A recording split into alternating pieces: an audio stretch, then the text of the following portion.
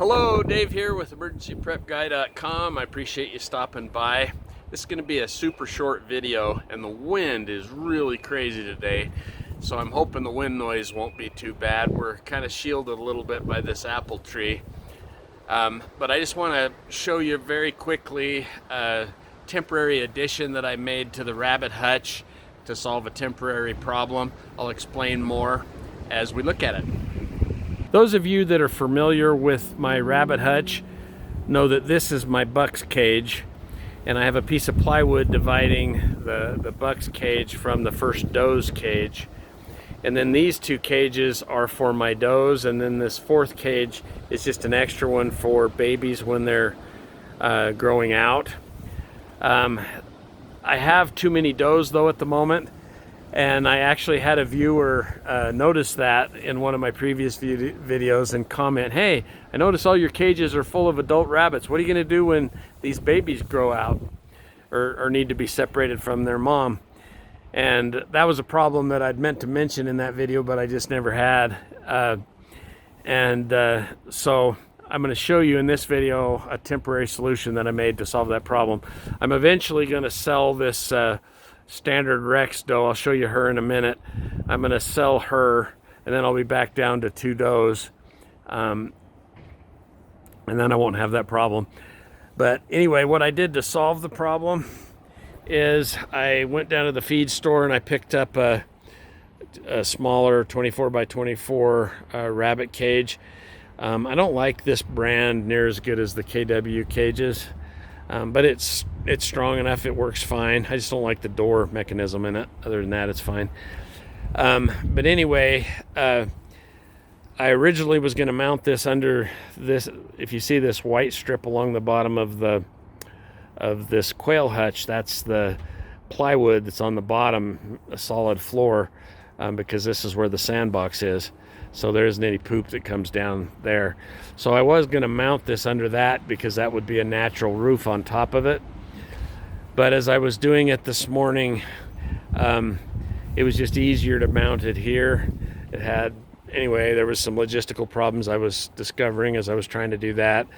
So I ended up putting it over here, but the only problem is obviously there's no roof on top of it. But anyway, I'll talk more about that in a second. But this gives me an extra place for babies should I ever have that problem again where I have too many babies. So long term, I'm not going to make the buck be out in this cage. This is his cage. I'll leave him in here. But this one time I have him out here because of having so many babies and having does in all of the other cages.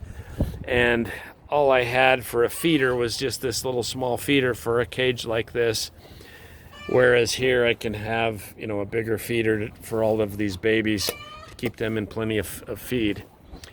So, but in the future, this will be the buck's cage, and that cage down at the end will be empty. That'll be for grow outs, and this will just be for extra grow outs if I ever need it. And I'm not sure I'm going to keep it here, but that's where I have it right now to solve this temporary problem. And I may actually build a little hutch to go around this cage and just have an extra grow out hutch long term. But this is a good temporary fix that I think will work just fine. And my little buck, he doesn't mind it too bad, right? When I was a kid, I was the one that got kicked out of my bedroom when we had company.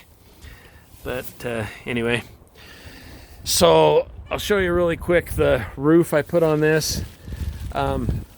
Nothing fancy. It's the wrong kind of plastic too. This kind of plastic's not UV protected. You probably can't tell in the camera, but the roof kind of slopes that way. So the rain should just flow off the back there. Again, if I do keep the cage here, I'll get UV protected plastic. And then I made this curtain here.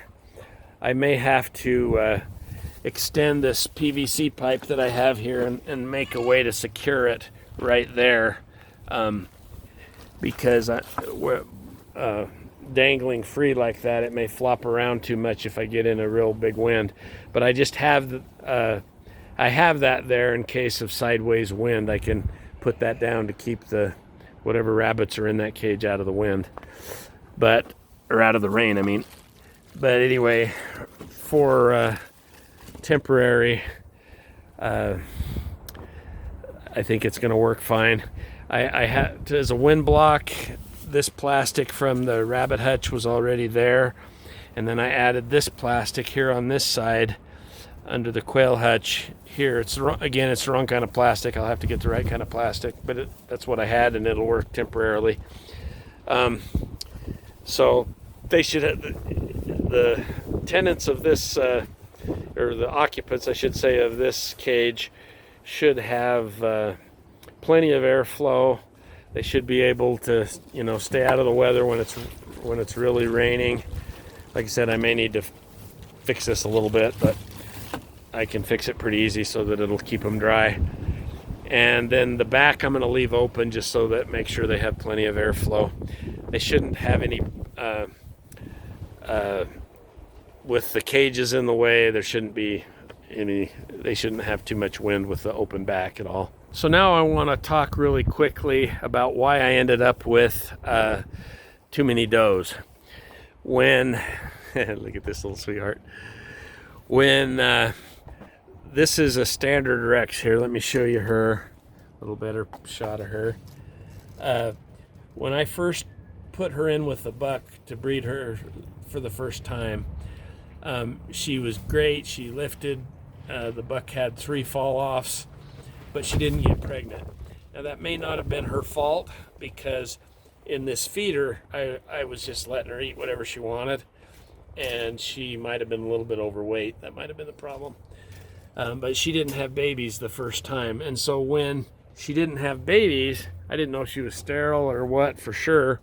So I went out and bought this really sweet New Zealand doe that is the mother of all those babies over that's occupying the buck hutch.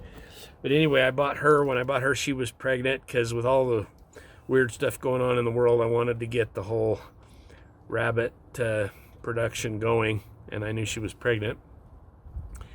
And she's actually pregnant again right now. That's why I've had her separated for a while from her babies. I separated them at 7 weeks. But anyway, she is pregnant, and tomorrow I'll have to put her in a nest box in here for her, because in a few days after that she'll have another batch of babies. And she's a really good mama. I really like her. She's sweet too. But anyway, so I've decided I'm going to keep her. She had the biggest litter out of all 3 too.